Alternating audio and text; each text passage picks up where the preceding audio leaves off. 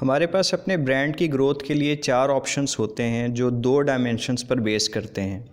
ये dimensions product category और brand name है। हम इन डायमेंशंस को सेम भी रख सकते हैं और चेंज भी कर सकते हैं। इस तरह 4 कॉम्बिनेशंस बनते हैं।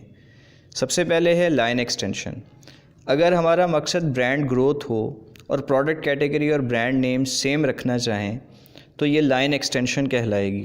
जैसे मिचल्स वाले मैंगो और एप्पल फ्लेवर्स में जैम बनाते हैं, अब वो ऑरेंज फ्लेवर भी ऑफ़र करें तो ये लाइन एक्सटेंशन की एग्जांपल होगी, क्योंकि प्रोडक्ट कैटेगरी यानी जैम और ब्रांड नेम यानी मिचल्स तब्दील नहीं हुए। Number 2 is brand extension. इस सूरत में प्रोडक्ट कैटेगरी तब्दील हो जाती है मगर ब्रांड नेम वही रहता है। मसलन गोरमे बेकर्स और गोरमे फार्मेसी ब्रांड एक्सटेंशन की एग्जांपल्स हैं। Number 3 multi brands.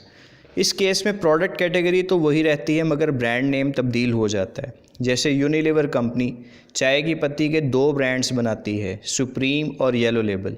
इसमें प्रोडक्ट कैटेगरी तब्दील नहीं हुई लेकिन ब्रांड नेम तब्दील हो गया। Number 4 is new brands. इस सूरत में प्रोडक्ट कैटेगरी और ब्रांड नेम दोनों ही तब्दील हो जाते हैं।